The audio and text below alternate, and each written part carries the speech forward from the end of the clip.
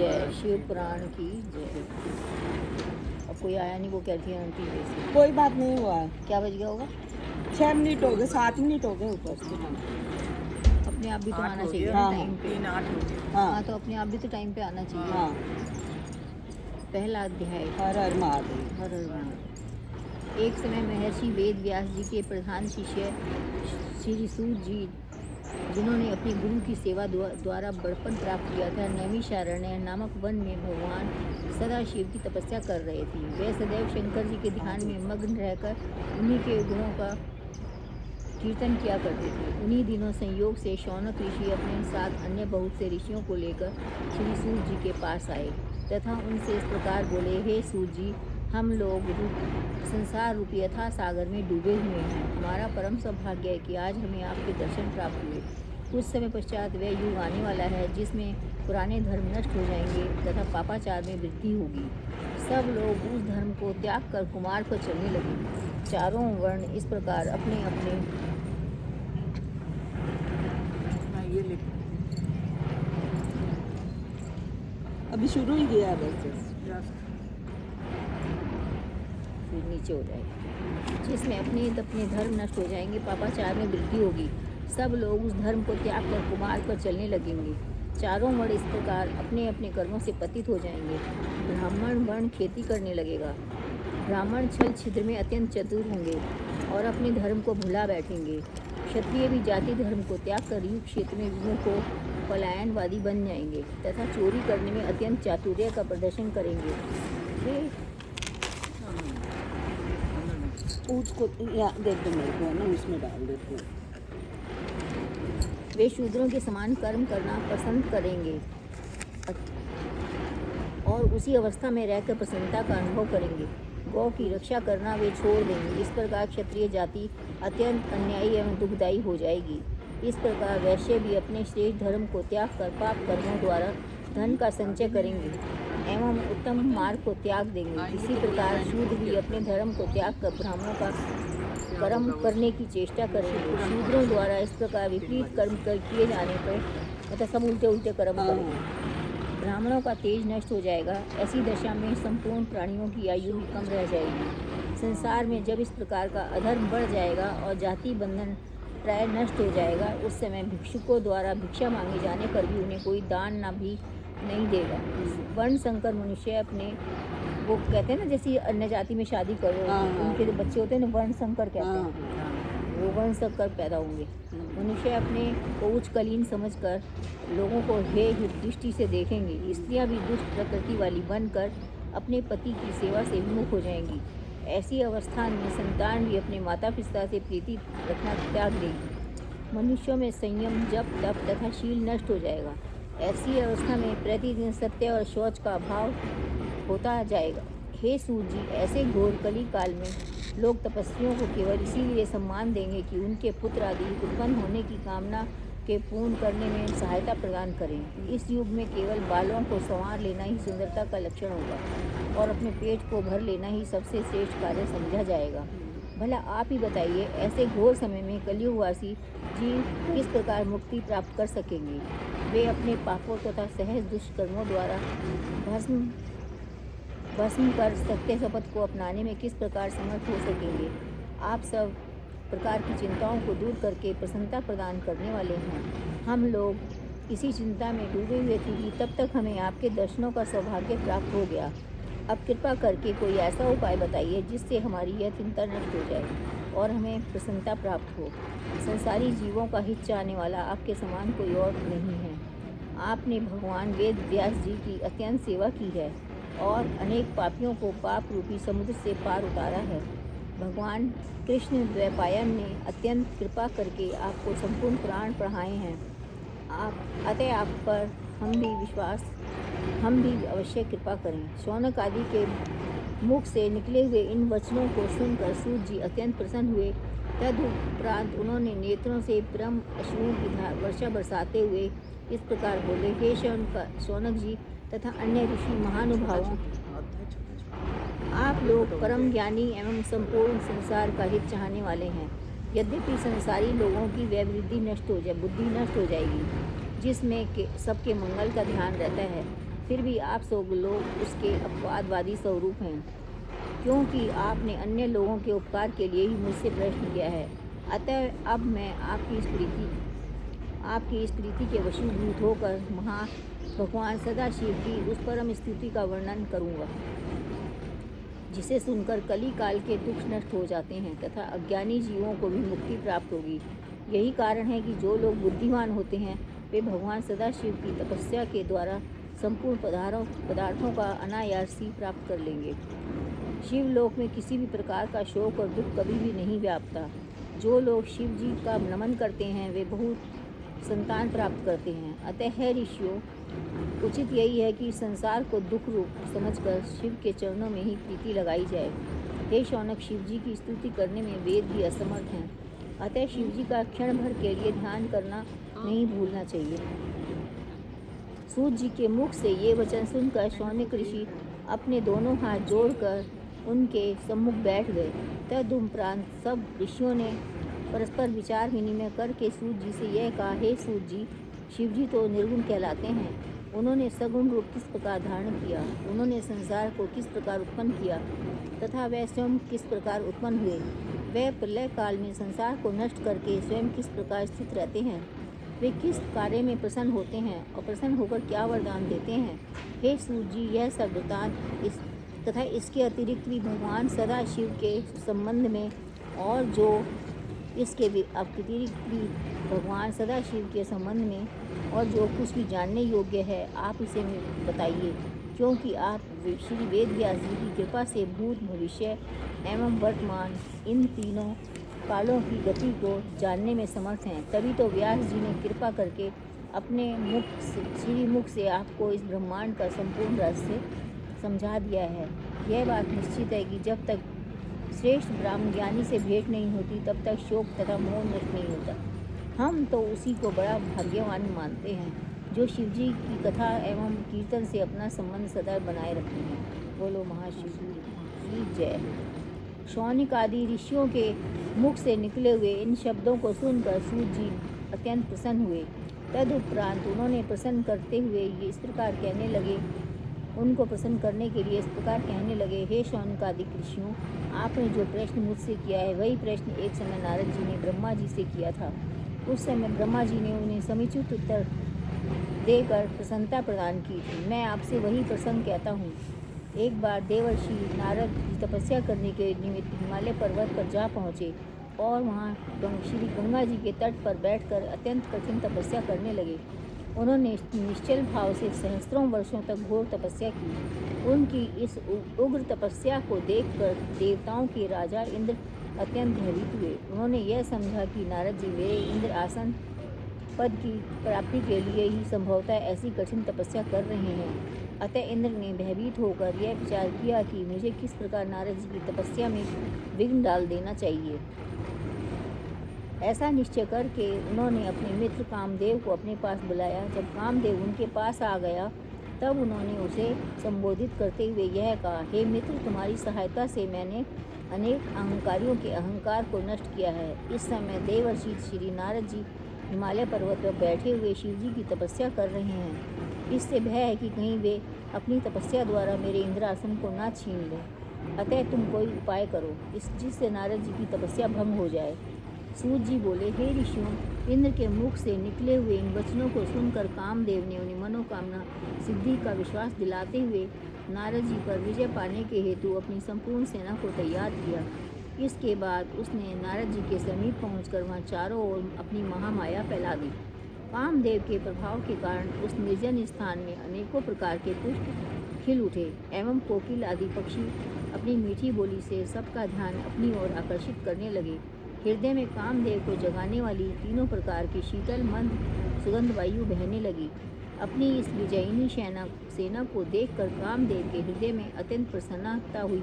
वह अपनी शक्ति भर जो कुछ भी कर सकता था उसे कर चुका, परंतु उसके कृत्यों से श्री नारद जी का मन तनिक भी विचलित नहीं हुआ। हे ऋषियों, नारद जी का मन विचलित ना होने का जो कारण था मैं आपको उसे सुनाता हूँ। कारण केवल यही था कि जिस स्थान पर नारद जी बैठे हुए थे, तपस्या कर रहे थे, उसी स्थान पर एक बार पहले सदाशिव ने कामदेव को जलाकर भस्म कर दिया था। तदुपरांत उसे जीवित होने का वर देकर यह कहा था कि अन्य कोई स्थानों पर तेरा प्रभाव भले ही हो, परंतु इस स्थान पर कभी कोई प्रभाव नहीं हो सकता। यही कारण था जिससे कामदेव निराश एवं लज्जित होकर इंद्र के पास लौट आया और उसने अपनी मनोरथ निष्फल होने का सब वृतांत कह सुनाया। कामदेव की बात सुनकर देवराज इंद्र की सभा के संपूर्ण सभासद नारद जी की स्तुति एवं प्रशंसा करने लगे। हे ऋषियों, इधर अपनी तपस्या के पूर्ण हो जाने पर नारद जी को योग दृष्टि द्वारा यह ज्ञान प्राप्त हुआ कि उन पर विजय प्राप्त करने के लिए यहाँ कामदेव आया था, परंतु वह असफल मनोरथ होकर लौट गया है। तो उनके हृदय में कुछ अहंकार उत्पन्न हो गया। उन्होंने यह समझा कि वह कामदेव से भी अधिक शक्तिशाली है। इस रहस्य को वे नहीं जान सके कि यह मेरा नहीं अपितु इस तपोभूमि का प्रभाव है। अतः नारद जी अपने तपोबल पर अत्यंत गर्व करते हुए वहाँ से उठकर शिव जी के पास जा पहुँचे। अत्यंत प्रसन्न होकर उन्हें अपनी तपस्या का सब हाल सुनाने लगे। नारद जी की बात सुनकर शिव जी ने उन्हें समझाते हुए कहा, हे देवर्षि, कामदेव पर विजय पाने के सामर्थ्य तीनों लोकों में किसी के पास नहीं है। तुमने मुझसे यह बात कही, परंतु मैं तुम्हें समझाता हूँ कि तुम विष्णु लोक में जाकर इस बात को मत कह देना। तुम इस बात को अपने मन में ही गुप्त रखना। हे ऋषियों, अहंकार में डूबे हुए नारद जी को शिव जी की यह बात अच्छी नहीं लगी। अतः वे उनसे विदा लेकर ब्रह्मा जी के समीप जा पहुँचे। वहाँ भी उन्होंने अपनी प्रशंसा करते हुए तपस्या तथा कामदेव पर विजय प्राप्त पाने का वृत्तांत कह सुनाया। अपने पुत्र नारद के इस अहंकार को देखकर ब्रह्मा जी ने श्री भगवान सदाशिव की भांति उन्हें बहुत कुछ समझाया, परंतु नारद जी के हृदय में अहंकार अपना घर कर बैठा था, इसलिए पिता का समझाना भी उन्हें अच्छा नहीं लगा और वे वहाँ से उठकर विष्णु लोक में आ पहुँचे। नारद जी को आया देखकर विष्णु भगवान ने अपने आसन से उठकर उन्हें अपने कर्ण से लगाते हुए पूछा, हे देवर्षि, अब तक आप कहाँ रहे? यह सुनकर नारद जी ने अपनी तपस्या तथा कामदेव पर विजय प्राप्त करने का संपूर्ण वृत्तांत उनसे भी कह दिया। उस समाचार को सुनकर भगवान विष्णु शिव जी की इच्छा समझकर मन ही मन हंसते हुए बोले, हे नारद जी, जो मनुष्य ब्रह्मज्ञानी नहीं है और जो पर ब्रह्म की आराधना से रहित है, उन्हीं के हृदय में मोह की उत्पत्ति होती है। आप तो ब्रह्मचर्य व्रत को धारण करने वाले हैं, तब भला कामदेव आपका अनिष्ट कैसे कर सकता है? भगवान विष्णु के मुख से इन शब्दों को सुनकर नारद जी में और भी अहंकार में भर गए और इस प्रकार अभिमानपूर्ण वचन बोले, हे प्रभु, मुझे यह शक्ति आपकी कृपा से प्राप्त हुई है। हे ऋषियों, इतना कहकर नारद जी भगवान विष्णु से विदा लेकर चल दिए। उस समय भगवान सदाशिव ने अपने हृदय में यह इच्छा की कि मुझे नारद का अहंकार दूर कर देना चाहिए। अतः उनकी इच्छा से जिस मार्ग से नारद जी चले आ रहे थे, उस मार्ग में स्वर्ग के समान एक सुंदर श्रेष्ठ नगर शीघ्र ही बस गया। उस नगर में शीलनिधि नामक एक राजा राज्य करता था। जिस समय नारद जी उस नगर से होकर जा रहे थे, उस समय उस राजा की कन्या के स्वयंवर का आयोजन हो रहा था। उस राजकन्या की सुंदरता पर संपूर्ण संसार मुग्ध था। नगर निवासियों द्वारा जब नारद जी को यह वृत्तांत ज्ञात हुआ, तो वे उस स्वयंवर सभा में जा पहुँचे। तब राजा शीलनिधि ने अपनी सभा में नारद जी को पधारते हुए देखा तो उन्होंने आगे बढ़कर उनका अत्यंत सम्मान किया। फिर उन्हें ले जाकर अपने आसन पर बिठा दिया। उसके उपरांत जब राजा ने अपनी परम सुंदर कन्या को बुलाकर नारद जी के सम्मुख उपस्थित कर दिया, बहुत समय तक नारद जी उस कन्या के अनुपम स्वरूप को अपलक दृष्टि से देखते रहे।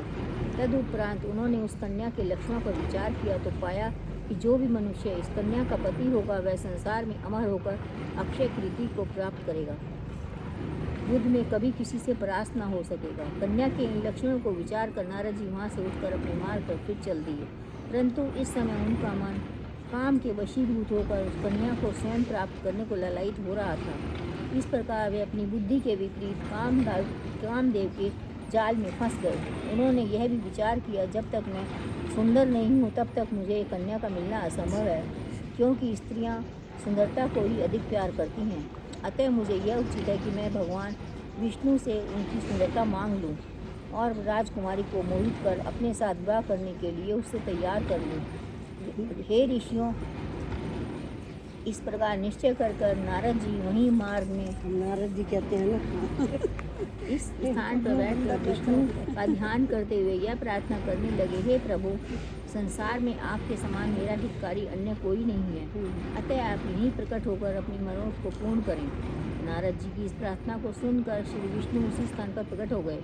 जब नारद जी ने उन्हें अपना मंतव्य सुनाया तो उन्होंने उत्तर दिया, हे नारद, जिस प्रकार वैद्य रोगी की इच्छा के प्रतिकूल भोजन देता है, उसी प्रकार मैं आपकी सेवा करूँगी। इतना कहकर उन्होंने बता दिया तुम्हारी इच्छा पूरी नहीं होगी। इतना कहकर शिव विष्णु अत्यंत ध्यान हो गए। नारद जी उनके गूढ़ वचनों का भावार्थ नहीं समझ सके, अतः नारद जी का संपूर्ण शरीर श्री विष्णु के जैसा हो गया और उनका मुख बंदर जैसा बना रहा। मुंह नहीं दिखता, बंदा ज्यादा। नारद जी वहाँ से उठकर शीघ्रतापूर्वक पुण्य राजसभा में जा पहुँचे। नारद जी बार बार उचकते हुए मन ही मन यह विचार करके प्रसन्न होने लगे कि अब राजकन्या मुझे छोड़कर किसी अन्य को वर्ण नहीं करेगी। उस सभा में नारद जी के इस नए स्वरूप को कोई देख नहीं सका, अतः सबने उन्हें नारद जी समझकर प्रणाम किया। भगवान सदाशिव के 2 गण ब्राह्मण का रूप धारण किए हुए बैठे थे। उन दोनों ने यह रहस्य छिपा न रह सका, अतः वे दोनों नारद जी के पास जाकर बैठ गए। उन्होंने मुस्कुराते हुए नारद जी से कहा, हे मुनि श्रेष्ठ, आपकी तो भगवान विष्णु ने अत्यंत स्वरूप सुंदर प्रदान किया है। अब भला राजकन्या आपको छोड़कर किसी को क्यों स्वीकार करेगी?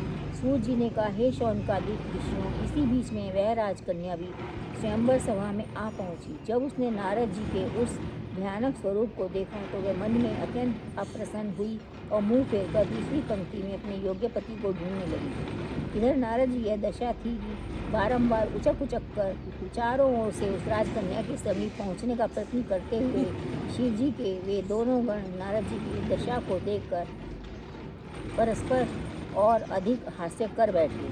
ठीक उसी समय विष्णु भगवान उस सभा में आ पहुँचे।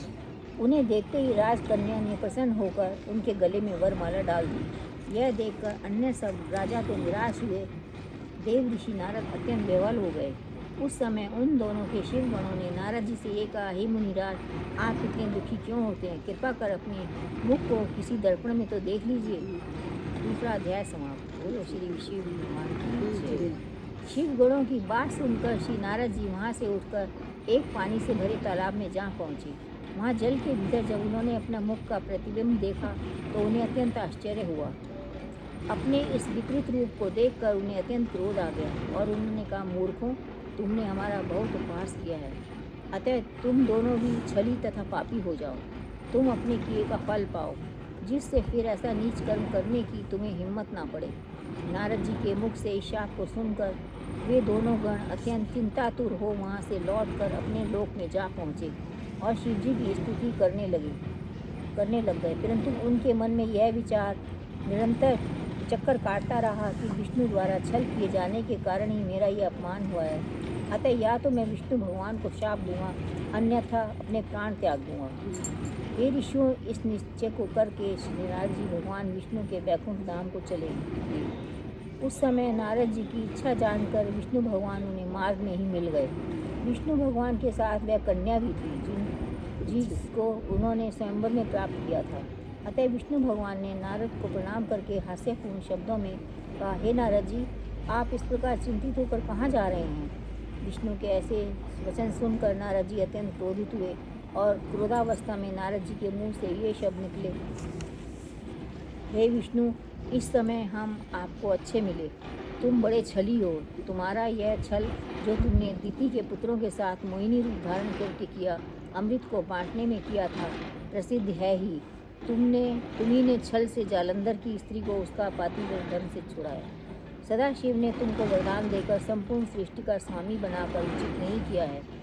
अब सदाशिव भी तुमको ऐसा स्वाधीन एवं संपूर्ण सृष्टि का स्वामी बनाकर अपने मन में चिंतित हैं। अब हम सदाशिव की आज्ञा अनुसार भी तुमको तुम्हारे कर्मों का फल देते हैं, जिससे तुम भविष्य में फिर ऐसा कोई काम न करो। यद्यपि तुमको सदाशिव ने वरदान दिया है, फिर भी हम तुमको केवल शिक्षा देने के लिए शाप देते हैं। नारद जी ने ऐसा कहकर विष्णु को यह शाप दिया, हे विष्णु, तुमने जिसके समान हमारा मुक्त कर दिया है, वही वानर तुम्हारी सहायता करेगा। जिस स्त्री के लिए तुमने हमारा अपमान किया था तुम उसी स्त्री के वियोग में अत्यंत दुखी होकर वन वन में घूमते फिरोगे। विष्णु जी ने यह सुनकर नारद के चरणों पर अपना सिर मस्तक रख दिया, परंतु नारद जी ने उन्हें क्षमा नहीं किया। भगवान सदाशिव ने यह देखकर नारद जी के मन में अपनी माया हटा ली। उस समय ना तो नारद जी की यह दशा रही और ना वहाँ कोई स्त्री ही दिखाई दी। तब नारद जी ने आश्चर्यचकित होकर खेद प्रकट करते हुए कहा नहीं जा सकता, यह वृत्तांत सत्य है या मैंने स्वप्न देखा है। फिर आपकी माया अपरंपार है, जिससे हम जैसे बुद्धिमानी भ्रमित हो जाते हैं। कहते हुए नारद जी विष्णु के चरणों पर गिरते हुए बोले, हे नारायण, आप मेरे शाप का खंडन कर दीजिए और जो कठोर शब्द मैंने कहे हैं उस महापाप के लिए मुझे क्षमा कर दीजिए। यह सुनकर विष्णु ने कहा, हे नारद, तुमने सदाशिव के वचनों को जो अवज्ञा की है, यह सब उसी का फल मिला है। यह उचित है कि तुम चैतन्य होकर सदाशिव को महान समझते हो। वे ही तीन रूप धारण करके तीनों कार्य द्वारा संपूर्ण सृष्टि का संचालन करते हैं। वे स्वयं प्रलय के स्वामी हैं। मैं केवल सदाशिव तप के कारण ही सबसे बड़ा गिना जाता हूँ। हे नारद, तुम उन्हीं सदाशिव की तपस्या करो, क्योंकि उनकी आराधना और तपस्या के बिना कोई भी परम पद नहीं प्राप्त कर सकता। अब तुम्हें उचित है कि सब कुछ त्याग कर सदाशिव का भजन करो एवं उनके शत नामों का जाप करो। वे ही मेरी शक्ति हैं। तुम हृदय में शिव जी के चरणों का ध्यान रखकर देशाटन करो, जिससे तुम्हें दुख न होगा। तुम्हारे लिए उचित है कि समस्त भूमंडल पर भगवान सदाशिव की महिमा देखते हुए काशी जी पधारो। उसे रुद्र क्षेत्र, वाराणसी, मुक्ति क्षेत्र तथा महाशमशान भूमि भी कहते हैं। इतना कहकर विष्णु जी अंतर ध्यान हो गए और नारद जी सदाशिव के पास चल दिए। मार्ग में वे दोनों गण मिले और वे भी नारद के चरणों में गिरकर क्षमा याचना करते हुए बोले, हे ऋषि जटाज, हम ब्राह्मण नहीं हैं, परंतु सदाशिव के गण हैं। हमने आपका बड़ा अपमान किया है, इसलिए हमें अपना दास समझकर कृपा करें, क्योंकि हम अपने कर्मों का फल प्राप्त कर चुके हैं। नारद जी ने यह सुनकर खेद प्रकट करते हुए कहा, मेरी बुद्धि भ्रष्ट हो गई थी। सदाशिव की माया अपरंपार है। मैंने जो कुछ कहा, हे शिव गणों, तो वह होकर ही रहेगा। परंतु मैं तुम्हें यह वर देता हूँ कि तुम दोनों भाई मुनि के वीर्य एवं राक्षसी के गर्भ से उत्पन्न होगे। मतलब राक्षसी तुम्हारी माँ बनेगी और मुनि तुम्हारे पिता बनेंगे, तथा बहुत प्रतापी होंगे। संपूर्ण सृष्टि पर विजय प्राप्त करोगे तथा अनेक प्रकार के भोग कर भी सदाशिव की भक्ति से अचेत न होगे। अंत में वानर और मनुष्य द्वारा तुम मुक्ति प्राप्त कर सकोगे। रावण और यही बने थे। हाँ। इतना कहकर नारद जी पहले सदाशिव के पास गए, फिर ब्रह्मा के पास गए और वहाँ दोनों हाथ जोड़कर स्तुति करते हुए बोले, हे पिता, आपने विष्णु की जो कथा मुझसे कही थी, जिसमें भक्ति और वैराग्य, तप दान की रीति एवं तीर्थ आदि का वर्णन है, वह तो मैंने सुनी, परंतु मैं सदाशिव की भक्ति से अभी अनभिज्ञ हूँ। इसलिए कृपा कर मुझे क्रम से बताइए कि सदाशिव आदि, मध्य तथा अंत में क्यों रहते हैं, कैसे प्रसन्न होते हैं, वे निर्गुण होकर भी सगुण कैसे हो जाते हैं। आप अपनी विष्णु जी की उत्पत्ति के ऊपर भी प्रकाश डालिए। शिव और पार्वती के जितने भी चरित्र हों, कृपा करके उन पर प्रकाश डालिए, जिससे मुझे और आपको भी प्रसन्नता प्राप्त हो। तीसरा अध्याय। ओम श्री जय। विष्णु जी राम रूप बताए ना, वहीं तो बनर सामने नदियों बनी है। ये कृष्ण विष्णु और राम एक हैं। हाँ, विष्णु जी के तो अवतार है। यही है ना, सीता हरण हो गई। ये वैसी बात करता है, ऐसे बालकनी में खड़ा कर। ये कथा सुन रहा कथा सुना, अपनी बोली बोल रहे हैं। इतनी कथा सुनाकर सूर्य जी ने कहा, हे शौनक आदि ऋषियों, नारद जी का यह प्रश्न सुनकर ब्रह्मा जी ऐसे प्रेम मग्न हुए कि उनकी आंखों में अश्रु धारा बह निकली। उन्हें तन मन, स्त्री पुत्र, घर द्वार आदि किसी का भी कुछ ध्यान न रहा। बहुत देर बाद जब वे प्रकृति स्थित हुए तथा सब शिव कहते हुए शिव जी का ध्यान करते हुए हंसकर बोले, हे नारद, तुम्हें बहुत बहुत धन्यवाद है। तुमने मेरे संपूर्ण कुल को मुक्त कर दिया, क्योंकि तुम्हारे हृदय में भगवान सदाशिव की भक्ति उत्पन्न हुई है। इस प्रकार प्रशंसा करके उपरांत पिता में ब्रह्मा जी ने नारद जी से कहा, हे पुत्र, मैं सर्वप्रथम अपनी बुद्धि के अनुसार भगवान सदाशिव के निर्गुण चरित्र का वर्णन करूँगा, तदुपरांत उनकी सगुण महिमा को कहूँगा। तुम्हें यह जान लेना चाहिए कि जिस समय सृष्टि का कहीं चिन्ह भी ना था, उस समय भगवान सदाशिव निर्गुण रूप से सर्वत्र व्याप्त सच्चिदानंद स्वरूप एकमात्र पर ब्रह्म थे। वे भगवान सदाशिव सत्य एवं परमानंद रूप हैं। वे मन तथा वचन के स्वामी हैं और नाम रूप से हीन है। वे किसी के वशीभूत ना तो देखने में आते हैं और ना कोई उनका आदि अंत ही जानता है। वे किसी के वशीभूत ना होकर संपूर्ण सृष्टि के स्वामी बने हुए हैं। वे ही मनुष्यों के कर्मों के साक्षी हैं तथा सर्वव्यापक होते हुए भी सबसे भिन्न रहते हैं। हे नारद, उन शिवजी की स्तुति करने में सहस्त्र फणधारी शेषनाग भी हार गए हैं। योगी लोग उनका भजन करते हैं परंतु उनके आदि और अंत को नहीं जान पाते। वे निर्गुण रूप वाले हैं। प्रभु बिना कान के सब कुछ सुन लेते हैं, बिना आँख के ही सब कुछ देख सकते हैं, बिना नाक के ही संपूर्ण सुगंधियों को सूंघ लेते हैं, बिना मुख के ही संपूर्ण पदार्थों का भोजन करते हैं, बिना जीवा के ही संपूर्ण विद्या को पढ़ते हैं। जिन स्वामी की ऐसी विचित्र महिमा है, उनकी स्तुति भला किस प्रकार की जा सकती है। हे नारद, ऐसे निर्गुण स्वरूप महादेव शिव ने जब अपने मन में यह इच्छा की कि हम एक से अनेक हो जाएं, उस समय वे सगुण स्वरूप हो गए। उनके निर्गुण एवं सगुण रूप में कोई अंतर नहीं है। उन्होंने विष्णु तथा ब्रह्मा को उत्पन्न किया है एवं वे ही संपूर्ण प्राणियों में प्रतिष्ठित विराट स्वरूप हैं।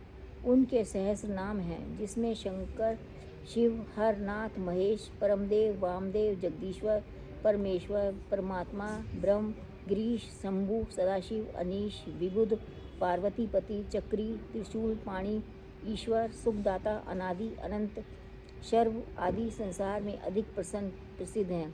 वे भगवान सदाशिव, ब्रह्मा एवं विष्णु लोक द्वारा मान प्राप्त करते हैं। संपूर्ण सृष्टि को उत्पन्न करने वाले तथा भक्तों को आनंद प्राप्त कराने वाले वे भगवान उमापति ही सूर्य है। चंद्रमा और आदि सहस्त्र गुणों से भरी हुई संपूर्ण सृष्टि एवं विष्णु तथा रुद्र के उत्पन्न करता है। इस प्रकार भगवान सदाशिव अपने सहस्त्र नामों से संपूर्ण लोकों में प्रसिद्ध हैं। हे नारद, अब तुम उन त्रिशूलधार पाणी भगवान शिव के उस सगुण स्वरूप का वर्णन सुनो, जिसका स्मरण करने से ही संपूर्ण पाप नष्ट हो जाते हैं। अपने सगुण स्वरूप में वो मस्तक पर जटाजूट एवं गंगा जी को धारण किए हुए हैं। उनके भाल पर चंद्रमा की कला एवं धनुषाकार त्रिपुंड विराजमान है। वे कानों में कुंडल पहने हैं और सूर्य तथा चंद्रमा अग्नि के समान 3 लाल नेत्रों को धारण किए हुए हैं। उनका प्रभातकालीन सूर्य के समान पहला मुख पूर्व दिशा की ओर रहता है और उनका दूसरा मुख दक्षिण दिशा की ओर। उनके कंठ में 3 लकीरें हैं। उनके कंठ में विराजित हलाहल की श्यामता भक्तों के मन को अनायास ही हर लेती है। वे अपने गले में मुंडों की माला धारण किए रहते हैं और हाथ में त्रिशूल लिए रहते हैं। उन्हें कोई चतुर्भुज और कोई पंचमुख कहता है। बहुतों ने उन्हें 10 भुजाधारी भी कहा है। वे अपने उन हाथों में भिन्न भिन्न प्रकार के शस्त्र लिए रहते हैं। उनकी उंगलियां भी सुकोमल एवं अरुण प्रभाव युक्त हैं। ऐसे संपूर्ण कलाधारी भगवान सदाशिव के पवित्र स्वरूप का स्मरण कर बड़े बड़े तपस्वी तथा मुनिजन निश्चल भाव से करते हैं। हे नारद, जिस प्रकार शिवजी के अनेक स्वरूप हैं, उसी प्रकार उनका ध्यान करने की क्रियाएं भी असंख्य हैं, परंतु उन्हें जानने वाले बहुत कम लोग ही पाए जाते हैं। भगवान सदाशिव की महिमा, स्वरूप तथा नामों की कोई गिनती नहीं हो सकती। वेदों का नाम भी ना जानने वाले गज गणिका जैसे असंख्य महापापी मूर्खों ने जो मुक्ति प्राप्त की है, उसका एकमात्र कारण यही है कि उन भगवान त्रिशूल पाणी ने स्वयं ही कृपा कर दी थी। ऐसे दयालु गिरजापति की महिमा का वर्णन कौन कर सकता है। हे नारद, भगवान सदाशिव ने ही अपने आनंद के निमित्त शक्ति को प्रकट किया था, अर्थात भगवान त्रिशूल पाणी के तेज द्वारा ही महाशक्ति का जन्म हुआ था। हे महाशक्ति का स्वरूप जो है वह मैं तुम्हें बताता हूँ। वे देवी 16 श्रृंगार किए हुए हैं। उनका शरीर श्याम कमल के समान कोमल है। उनके केश घुंघराले तथा शरीर कृष्ण वर्ण के हैं। उन शक्ति स्वरूपा देवी के ऐसे अनुपम स्वरूप को ध्यान में रखकर भक्तों का अत्यंत प्रसन्नता की प्राप्ति होती है। हे नारद, भगवान सदाशिव ने उस परम शक्ति को श्याम स्वरूप में ही उत्पन्न किया, परंतु उनके भक्त उन्हें गौरव वर्ण तथा सोने के समान रंग वाली कहकर उनका स्मरण एवं ध्यान करते हैं। इस संसार में जो कुछ भी दिखाई देता है और जहाँ तक वचन तथा मन की गति है, उन सबको इन आदि शक्ति की कृपा से ही उत्पन्न समझना चाहिए। अब हम तुमसे भगवान सदाशिव के सगुण स्वरूप के गूढ़ चरित्रों का वर्णन करते हैं। हे नारद, भगवान सदाशिव की को परम ब्रह्म तथा भगवती उमा को परम शक्ति मानना समझना चाहिए। सर्वप्रथम भगवान सदाशिव ने उमा नाम धारिणी उस परम शक्ति के साथ विहार करने के निमित्त एक लोक की रचना की, जिसमें दुख, चिंता, शोक तथा दारिद्र्य का कोई स्थान नहीं है। वह लोक अत्यंत रमणीक, परम विचित्र एवं मनोहर है। उस स्थान को भगवान सदाशिव किसी भी समय नहीं छोड़ते, इसीलिए वह अविमुक्त कहा जाता है। वह स्थान सृष्टि के संपूर्ण जीवों को आनंद देने वाला होने के कारण आनंदवन के नाम से प्रसिद्ध है। वह स्थान सिद्ध रूप, तेज स्वरूप तथा अद्वितीय होने के कारण काशी भी कहलाता है। उस नगर में भगवान सदाशिव ने अपनी इच्छा से एक ऐसे भवन का निर्माण किया जो अनेक प्रकार के रत्नों से अलंकृत है, जिसमें मोतियों की झालें लटका करती हैं और जहाँ छत्र, विमान आदि असीमित संख्या में रखे हुए हैं।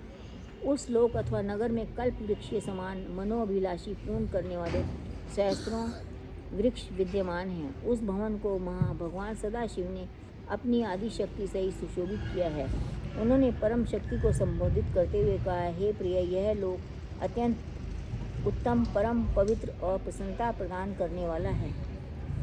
अतः मुझे और तुझे ये अत्यंत प्रिय है। यहाँ किसी भी प्रकार के दुख का कभी प्रवेश न हो सकेगा। जो मनुष्य यहाँ पहुँच जाएगा वह नरक के दुखों से मुक्ति पा जाएगा। हम इस काशी की जो वह नरक से भी दुखों से मुक्त हो जाएगा। हम इस काशी की जो स्तुति का वर्णन करने में वेद भी असमर्थ हैं। इतना कहकर भगवान सदाशिव भगवती उमा के साथ वहाँ विहार करने लगे। जब उनके हृदय में यह इच्छा उत्पन्न हुई कि हम कोई रचनात्मक कार्य करें, उस समय उन्होंने भगवती उमा से इस प्रकार कहा कि हे प्रिय, अब हम कोई ऐसा काम करना चाहते हैं जिससे हम दोनों को प्रसन्नता की प्राप्ति हो। चौथा अध्याय समाप्त। बोलो श्री महाशिव पुराण की जय। भगवान सदाशिव ने कहा, हे प्रिय, हमें एक ऐसा मनुष्य उत्पन्न करना चाहिए जो सब विद्याओं में पारंगत हो और जिसके ऊपर हम संपूर्ण सांसारिक भार को छोड़कर आनंद पूर्वक व्यवहार कर सकें। भगवान शूलपाणी के मुख से निकले हुए इन शब्दों को सुनकर भगवती जगदम्बा जी ने अपनी बाईं ओर देखा तो उनकी इच्छा से तुरंत एक मनुष्य की उत्पत्ति हुई। वह मनुष्य अत्यंत स्वरूपवान, कलावान, बुद्धिमान तथा शीलवान था। उसका संपूर्ण शरीर श्याम वर्ण चंद्रमा जैसा था। वह अपने भाल पर त्रिपुंड धारण किए हुए था। वह पीत वस्त्र धारण किए हुए था। उसका प्रत्येक अंग सुडौल एवं परम सुंदर था। वह संपूर्ण विद्याओं का निधान, महाप्रतापी, सिद्ध स्वरूप और पवित्र था। वह उत्पन्न होते ही बारंबार दंडवत करता हुआ भगवान सदाशिव एवं भगवती उमा के सम्मुख हाथ जोड़कर खड़ा हो गया। उस सुंदर मनुष्य को देखकर उमा सहित उमापति शिवजी अत्यंत प्रसन्नता को प्राप्त हुए। वह भी इन दोनों को देखकर बहुत हर्षित हुआ। तदुपरांत उसने हाथ जोड़कर इन दोनों की स्तुति की तथा प्रशंसा करते हुए प्रार्थना की, हे पिता एवं मातेश्वरी, आप मेरा नाम रखकर मेरे योग्य जो कार्य हो उसे बताइएगा। यह सुनकर शिवजी बोले, तुम्हारा नाम विष्णु होगा। संपूर्ण सृष्टि में तुम्हारे समान तेजस्वी, प्रतापी अन्य कोई भी प्राणी प्रकट न होगा। तुम्हारा यश संपूर्ण संसार में निरंतर फैला रहेगा। संसारी मनुष्य तुम्हें हरि, चतुर्भुज, भगवान, अच्युत आदि नामों से पुकारेंगे। तुम भक्तों का मनोरथ पूर्ण करने के लिए उत्पन्न किए गए हो। अतः तुम्हें यह उचित है कि तुम तपस्या करो, जिससे तुम्हें अधिक तेज एवं सामर्थ्य प्राप्ति हो। इतना कहकर भगवान सदाशिव ने विष्णु को योग विद्या का उपदेश दिया। तब विष्णु एक स्थान पर बैठकर तपस्या करने में लीन हो गए। हे नारद, वे 12 दिव्य सहस्त्र वर्ष पर्यंत तक एक ही आसन पर बैठे रहे। योग साधन द्वारा भगवान सदाशिव का ध्यान करते रहे, परंतु जब उन्हें तपस्या का कुछ भी फल प्राप्त नहीं हुआ तथा उनके हृदय में भी अत्यंत शोक उत्पन्न हो गया। उसी समय जिस प्रकार वर्षा में बादल गरजते हैं, ठीक उसी प्रकार यह आकाशवाणी हुई, हे विष्णु, तुम मन लगाकर फिर से तप करो, क्योंकि हम सुगमता से किसी को दिखाई नहीं देते। इस आकाशवाणी को सुनकर उन्होंने पुनः अत्यंत कठिन तप करना प्रारंभ कर दिया। उस समय कठिन तपस्या के कारण विष्णु के पवित्र शरीर से इतना पसीना निकला कि उससे एक नदी बह निकली। उस अवस्था में बैठे हुए विष्णु अब मूर्छित हो गए। उनका नाम तीनों लोकों में हर नारायण प्रसिद्ध हुआ। वे इस प्रकार मूर्छित हो गए कि जैसे कोई निद्रा में शयन कर रहा हो।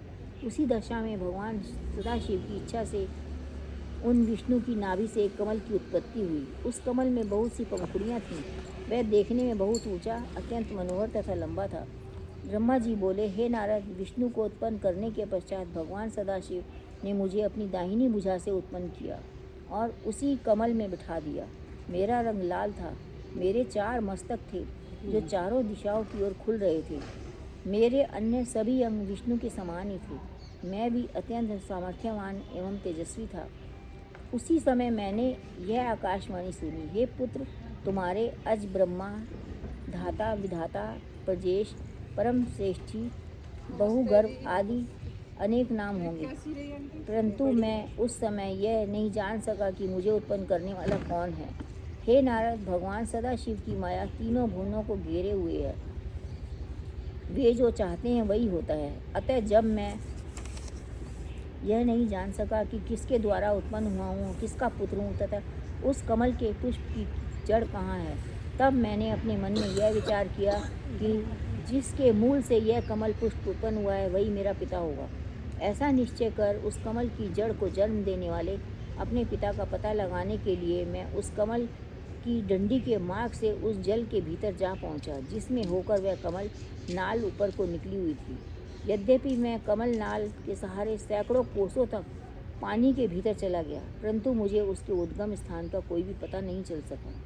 तब मैं निरंतर 100 वर्षों तक प्रयत्न करने के बाद निराश हो जाने के शोक से व्याकुल होकर उसी स्थान पर पुनः लौट आया जहाँ से नीचे को गया था। जब मैं पुनः ऊपर लौट कर आया तो यह देखकर मेरे आश्चर्य की कोई सीमा नहीं रही। वहाँ वह कमल पुष्प कहीं भी दिखाई नहीं देता था जिस पर मैं पहले बैठा हुआ था। इस अद्भुत दृश्य को देखकर मुझे अत्यंत चिंता हुई। तब मैंने इस संपूर्ण सृष्टि के स्वामी से अपनी रक्षा करने की प्रार्थना की। हे नारद, उस समय मुझे चिंता युक्त देखकर आकाशवाणी हुई, जिसके द्वारा 2 अक्षर प्रकट हुए। उन अक्षरों के सहारे 16 तथा 21 अक्षरों का और ज्ञान हो गया,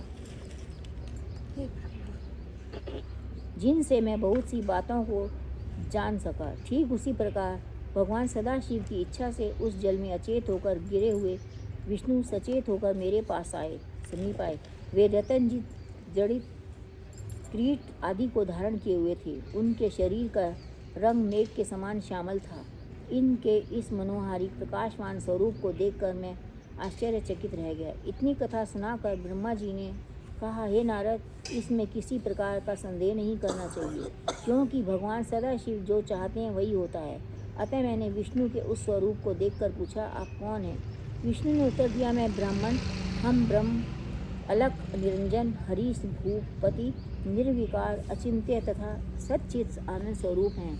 हम तुम्हारे पिता हैं और हमारे ही नाभि कमल द्वारा तुम्हारी उत्पत्ति हुई है। अब तुम निर्भय हो जाओ, क्योंकि हम तुम्हारे रक्षक हैं। हमारे ऊपर तुम्हारे समान हमसे उत्तम कोई और अन्य नहीं है। हम ही सबके स्वामी हैं। हे नारद, विष्णु जी ने जब यह अज्ञान अवस्था में ही कही थी तब कि हम ही उत्तम हैं, हम ही ब्रह्म हैं, क्योंकि वे उस समय शिव जी की माया से अचेत थे। भला इस प्रकार संसार में कौन है जिसे भगवान सदाशिव की माया भुलावे में डाल देती? हे नारद, विष्णु के मुख से वचन सुनकर मुझे अत्यंत क्रोध आया।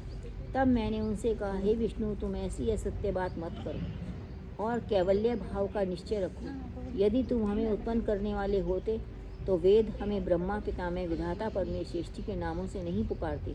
हम स्वयं ही तीनों लोकों को धारण करके संपूर्ण सृष्टि को उत्पन्न करने वाले हैं। अतः तुम्हें हमारे प्रति ऐसे शब्द नहीं कहने चाहिए। मेरी बात सुनकर विष्णु बोले, हे ब्रह्मा, तुम्हें ऐसे अज्ञान में पड़ना उचित नहीं है। इस सृष्टि को उत्पन्न करने वाले तुम नहीं हो, बल्कि हम ही हैं। हम ही उन जीवों को उत्पन्न करके उनका पालन करते हैं और प्रलय काल में सबको नष्ट कर देते हैं। हमारे हरि, ईश, अच्युत आदि सर्वोत्तम नाम हैं। हमारी माया के वशीभूत होकर सब लोग अपना ज्ञान भुला बैठते हैं। इसीलिए तुम भी ऐसा कह रहे हो। इसमें तुम्हारा कोई दोष नहीं है। वह संपूर्ण संसार हमारे द्वारा ही उत्पन्न हुआ है और हमारे ही अधीन बना रहता है। हम ही ने वेदों को बनाया है। और तुम्हें नाभि कमल द्वारा नामों पर अहंकार मत करो तथा क्रोध को त्याग कर जो वचन कहने योग्य तथा उचित हैं उन्हीं का प्रयोग करो। क्योंकि जिस प्रकार अंधा मनुष्य आँखों की महिमा का, निर्धन मनुष्य धनवान की अवस्था का वर्णन करे, उसी प्रकार वेद ने भी तुम्हारे नामों का वर्णन किया है। यदि तुम हमारा पूजन करोगे तो वह शुभ होगा, अन्यथा हम तुम्हें अपनी शक्ति द्वारा नष्ट कर देंगे। हे नारद, विष्णु के ऐसे अहंकारपूर्ण शब्द सुनकर पहले तो मुझे बहुत हंसी आई, फिर हृदय में इतना क्रोध उत्पन्न हुआ कि उनका शत्रु बन गया और उनसे इस प्रकार कहने लगा, हे विष्णु, जिस प्रकार गुरु अपने शिष्य को झिड़क कर बुलाता है, उसी प्रकार तुम हमें उपदेश क्यों दे रहे हो? हे नारद, परस्पर इसी प्रकार कहते हुए हम तथा विष्णु आपस में युद्ध करने लगे। शिव की माया से मोहित होकर हम दोनों ने बहुत समय तक खूब युद्ध किया, क्योंकि हम दोनों ही अपने को संपूर्ण सृष्टि का स्वामी समझते थे। बोलो शिव पुराण की जय। जी जी, मज़ा आता है ये सुन के। हाँ, पता लगता है ना, हमें क्या क्या पता है, हमें कुछ ही नहीं पता, हम अज्ञानी है। बस अपने में डूबे हुए हैं, खाने पीने सोने में। हर हर महादेव। सही बात है ना? छठा अध्याय। ब्रह्मा जी बोले, हे नारद, हमें तथा विष्णु को परस्पर लड़ते हुए देखकर प्रलयकालीन प्रज्वलित बड़वाग्नि के समान शिव जी अचानक ही उस स्थान पर प्रकट हो गए। मैं उनकी उपमा किससे दूँ? उनके उस परम तेजस्वी स्वरूप को देखकर हम दोनों ने परस्पर युद्ध करना बंद कर दिया। उस समय विष्णु अत्यंत भयभीत तथा आश्चर्यचकित होकर मुझसे यह कहने लगे, हे ब्रह्मन, यह निश्चिम तेज यहाँ कहाँ से आ पहुँचा? अब हम दोनों को उचित है कि हम इस तेज के आदि और अंत को देख आवे। हम दोनों में से जो भी इसके आदि और अंत को देख लगा, उसी को सबसे बड़ा और सबका स्वामी स्वीकार कर लिया जाएगा। हमें तो यह तेज आदि और अंत से रहित जान पड़ता। अच्छा, तुम इस तेज के ऊपर की ओर जाओ और हम नीचे की ओर जाते हैं। हे नारद, विष्णु की यह बात मैंने स्वीकार कर ली। तब हम दोनों अहंकारी उस तेज के आदि और अंत को देखने के लिए एक दूसरे से भिन्न दिशाओं में चल दिए। हे पुत्र, जो कार्य अहंकार की अवस्था में किया जाता है वह कभी पूर्ण नहीं होता और उसका फल भी अच्छा नहीं मिलता। जब तक मनुष्य अहंकार को नहीं त्याग देता, तब तक उनका कार्य सिद्ध नहीं हो सकता। हमारे और विष्णु के इस चरित्र को जो मनुष्य प्रातःकाल हाथ पांव धोकर ध्यान में लाता है, उसे इस लोक में सुख, आरोग्य तथा परलोक में श्रेष्ठ गति की प्राप्ति होती है। हे नारद, हम और विष्णु एक दिव्य सहस्र वर्ष पर्यंत उस दिव्य ज्योति के आदि और अंत को ढूंढते रहे, परंतु हम दोनों में से किसी को भी उसका कुछ पता न चला। अतः हम निराश होकर अपने स्थान को लौट पड़े। परंतु तभी एक आश्चर्य की बात हुई। जिस स्थान से हम चले थे वह हमें बहुत ढूंढने पर भी कहीं दिखाई नहीं दिया। अतः हमें एक सहस्र दिव्य वर्षों का समय अपने पहले स्थान को ढूंढने में लग गया। उस समय हमें इस बात का भली प्रकार ज्ञान हो गया कि हमारे ऊपर भी कोई बड़ी शक्ति है जो सबसे उत्तम और पुरातन है। यह बात ध्यान में आते ही हम दोनों उस पवित्र निर्विकार स्वरूप की शरण में गए और परस्पर शत्रुता को त्याग कर भक्तिभाव से उस परम स्वामी की स्तुति करने लगे।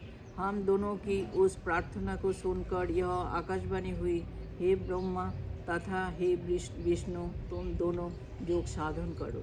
हे नारद, उस आकाशवाणी को सुनकर हम दोनों ने योगाभ्यास करते हुए उस अलक्षित स्वामी की स्तुति में इस प्रकार कहना आरंभ किया, हे स्वामी, हम दोनों ने आपकी माया के वशीभूत होकर अपने को सृष्टि का उत्पन्नकर्ता समझ लिया था। अब हम अपने अभिमान को त्याग कर आपको दंडवत करते हैं। आप हमें अपना सेवक जानकर कृपा कीजिए और प्रकट होकर हमें अपना दर्शन दीजिए।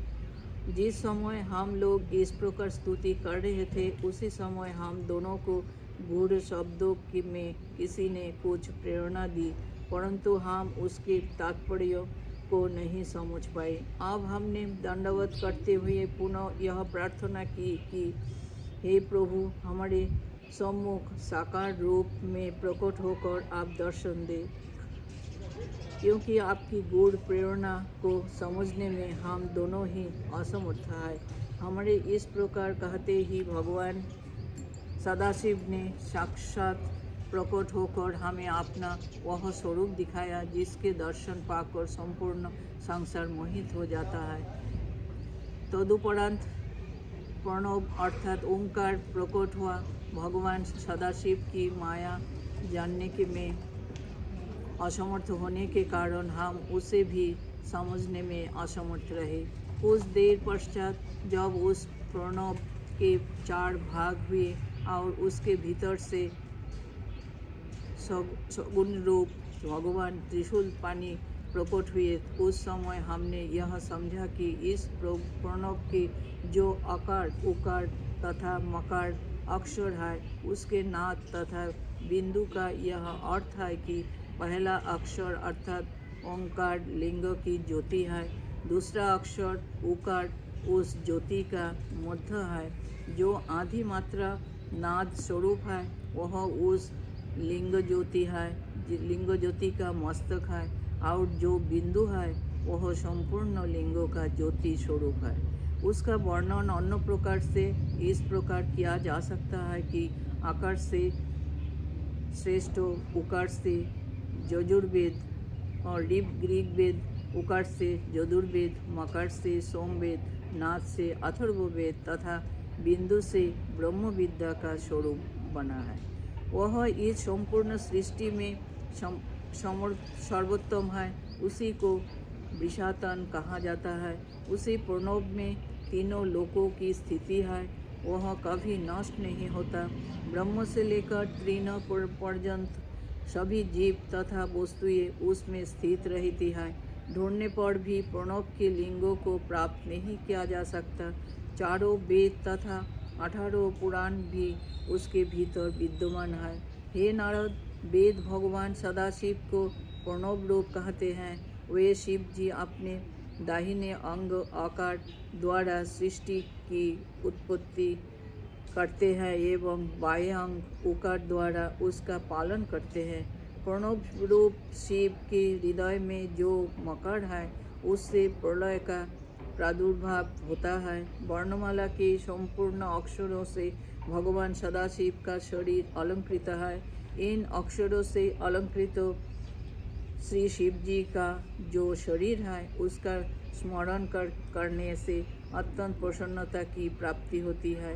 मैंने और विष्णु ने सदाशिव का जब यह प्रणव रूप देखा तो अत्यंत प्रसन्न होकर हाथ जोड़ उन्हें दंडवत की तथा हम दोनों ही उनकी बहुत प्रकार से स्तुति करने लगे। 7वां अध्याय। ब्रह्मा जी ने कहा, हे नारद, इस प्रकार निर्विकार एवं निराकार परब्रह्म की बहुत प्रकार से स्तुति करने के उपरांत हमने उनसे यह प्रार्थना की, हे प्रभु, आप हमारे सम्मुख अपने स्वरूप को प्रकट कीजिए। मेरी तथा विष्णु जी की यह प्रार्थना सुनकर भगवान सदाशिव अपनी परम शक्ति सहित उसी क्षण प्रकट हो गए। उनका शरीर श्वेत पत्थर के समान गौर था। वे उस पर भस्म मले हुए थे। उसके वामांग में आदिशक्ति महामाया उत्तमोत्तम वस्त्रालंकारों को धारण किए हुए विराजमान थी। इस प्रकार जब उन्होंने अपना दर्शन दिया तो उनके स्वरूप को देखकर हम दोनों को इतना अधिक आनंद हुआ कि उस प्रसन्नता में हमारे नेत्रों से आंसू वह निकले और पानी गदगद हो गई। कुछ देर पश्चात जब हमें चैतन्यता प्राप्त हुए तो हम हाथ जोड़कर उनकी स्तुति करते हुए बोले, हे प्रभु, हमारा यह पारस्परिक विवाद शुभ ही हुआ जो हमें आप परम प्रभु के दर्शन प्राप्त करने का सौभाग्य मिला। निश्चय ही हमारे शुभ कर्मों का उदय हुआ है जो हम आपको देखकर लोक परलोक का आनंद प्राप्त कर रहे हैं। हे प्रभु, हमसे जो कुछ अपराध हुआ उसे आप कृपा पूर्वक क्षमा कर दीजिए। हम दोनों ने भगवान सदाशिव को अपना स्वामी स्वीकार किया और अत्यंत नम्रतापूर्वक अपने हाथ जोड़ते हुए उनकी महान महिमा का वर्णन किया। तत्पश्चात हम अपने मस्तक को नीचे झुकाए हुए अब उनके चरण बिंदु की ओर देखने लगे। 8वां अध्याय। ब्रह्मा जी ने कहा, हे नारद, मेरे तथा विष्णु द्वारा की गई स्तुति को सुनकर भगवान सदाशिव ने मुस्कुराते हुए इस प्रकार कहा, हे ब्रह्मन तथा हे विष्णु, तुमने हमारी माया के मोह में पड़कर परस्पर युद्ध किया और अंत में हमने तुम दोनों को अपना भक्त जानकर अपना लिंग स्वरूप प्रकट किया, जिसे तुम दोनों में कोई नहीं पहचान सका। ये तो शिव का धरा था ना। आप सो में यह उचित है कि पारस्परिक विरोध भाव को त्याग कर तुम दोनों ही अहंकार को नष्ट कर दो और वह कार्य करो जिसकी हम तुम्हें आज्ञा देते हैं। हे नारद, इतना कहकर भगवान सदाशिव ने श्वास के मार्ग द्वारा मुझे संपूर्ण वेद पढ़ा दिया। तदुपरांत वे 5 मंत्र भी बताए जिनमें संपूर्ण विद्याएं अंतर्निहित है। उन्होंने सर्वप्रथम प्रणव की शिक्षा दी जिसके अक्षर वेद कहलाते हैं। शिव जी का सर्वप्रथम वाक्य वही है।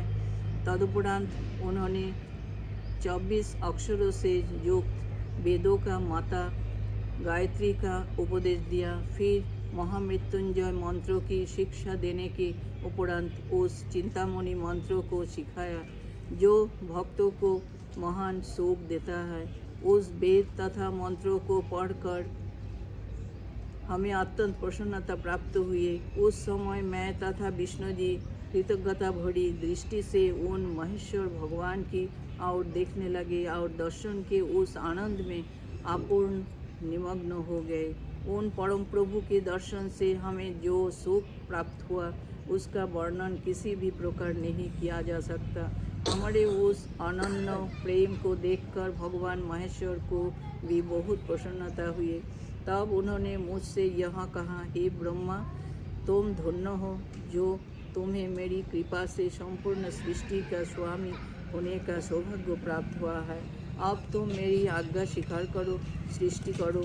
मुझसे यह कहकर फिर वे विष्णु की ओर देखते हुए बोले, हे विष्णु, तुम सृष्टि का पालन करने के अधिकारी हो। तुम हमें वेद का स्वरूप जानो और वेद में जो कुछ लिखा है उसे हमारी आज्ञा मानकर स्वीकार करो।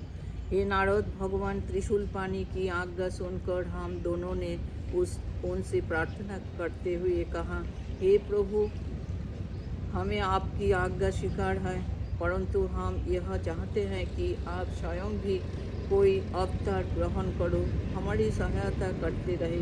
तीनों लोकों का पालन करने के पश्चात अन्न अर्थात प्रलय का अधिकार आप अपने पास रखें, हमारा यही मनोरथ है। इतना कहकर हम दोनों मौन हो गए। तदुपरांत उनकी मौन स्वीकृति पाकर हमने यह बात कही, हे प्रभु, अब आप सर्वप्रथम हमें यह बताइए कि हम किस रीति के अनुसार आपका पूजन करें। यह सुनकर भगवान बुद्धभावन ने उत्तर दिया, हे ब्रह्मा तथा विष्णु, हमें संसार में तुमसे अधिक प्रिय अन्य कोई न होगा। अब तुम दोनों संपूर्ण चिंता तथा शोक को त्याग कर सुखपूर्वक अपना कार्य करो तथा उस कार्य द्वारा अन्य लोगों को भी सुख पहुँचाओ। हमने तुम्हें कुछ देर पूर्व जो अपना लिंग स्वरूप दिखाया था उसका पूजन करना सर्वथा योग्य है। उसी के पूजन से सुख की प्राप्ति होगी।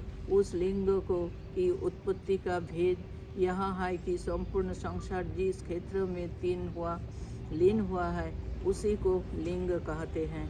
अतः ऐसे लिंग के पूजन से इस लोक तथा परलोक में सुख प्राप्त होता है।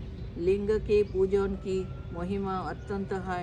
तुमने जो हमसे अवतार ग्रहण करने की प्रार्थना की है उसके संबंध में यह जान लो कि समय आने पर हम स्वयं प्रकट होकर अच्छा आवेंगे। बैटरी लो हो गई। हमारे उस कितनी देर से अवतार हो का गया? नाम बहुत देर रुद्र हो गई। होगा। अभी हुआ है क्या? हम चारों बहुत देर हो अर्थात गई। ब्रह्मा विष्णु कोई शिव बात और नहीं, शक्ति मैंने भी नहीं सुना। एक ही स्वरूप है। जो व्यक्ति इसीलिए हुई है। हम में किसी प्रकार का भेद समझेगा मैंने सोचा इससे उसे सुन लूंगी। बहुत दुख उठाना पड़ेगा। इतना कहकर भगवान सदाशिव ने एक बड़े गुप्त भेद को प्रकट करते हुए मुझसे कहा, यह भेद वेद में भी अधिक गुप्त है, अर्थात हम सगुण रूप में शिव और शक्ति दो नामों से प्रकट होते हैं तथा तीनों गुणों द्वारा ब्रह्मा विष्णु एवं शिव नामक देवताओं के रूप में अलग अलग प्रकट होते हैं। किसी कल्प में पहले विष्णु फिर ब्रह्मा तदुपरांत रुद्र की उत्पत्ति होती है, तो किसी कल्प में पहले शिव फिर विष्णु और तत्पश्चात ब्रह्मा की उत्पत्ति होती है। इस प्रकार तुम दोनों शक्ति के चिन्ह से रजोगुण एवं सत्वगुण को ग्रहण करते हो। हर अर्थात महादेव हमारे ही अंश है, अंश से उत्पन्न होकर हमारे ही तमोगुण स्वरूप है। उनके अधीन प्रलय कार्य रहता है। अतः जिस प्रकार हम तमोगुणी रुद्रों का स्वरूप धारण कर प्रकट होंगे वह सब हमने तुम्हें बता दिया। तुम दोनों श्याम एवं लाल वर्ण की स्वरूप धारण किए हुए हो, अतः हम श्वेत स्वरूप धारण करेंगे। तुम दोनों पर तमोगुण का प्रभाव न होगा, परंतु हमारे रुद्र स्वरूप की यह स्थिति होगी कि वह तमोगुण से संयुक्त होने पर भी दिन रात पवित्र योग में निमग्न रहेगा। हे नारद, मुझे यह आज्ञा देकर भगवान सदाशिव ने विष्णु जी की ओर देखते हुए यह कहा, हे विष्णु, तुम संपूर्ण जीवों का भली प्रकार पालन करना। हमारे दाहिनी ओर से ब्रह्मा, बाईं ओर से विष्णु तथा हृदय से रुद्र की उत्पत्ति होगी। हमारी शक्ति जो उमा है वो भी दो अंशों में प्रकट होगी, जिससे तुम अलग अलग नहीं समझे जाओगे। पहले अंश से भी वे लक्ष्मी स्वरूपा होकर तुम्हें प्राप्त होगी और दूसरे अंश से सरस्वती होकर ब्रह्मा को प्राप्त होगी। उनके उमा स्वरूप को हर स्वीकार करेंगे, उस समय संसार में उनका नाम सती प्रसिद्ध होगा।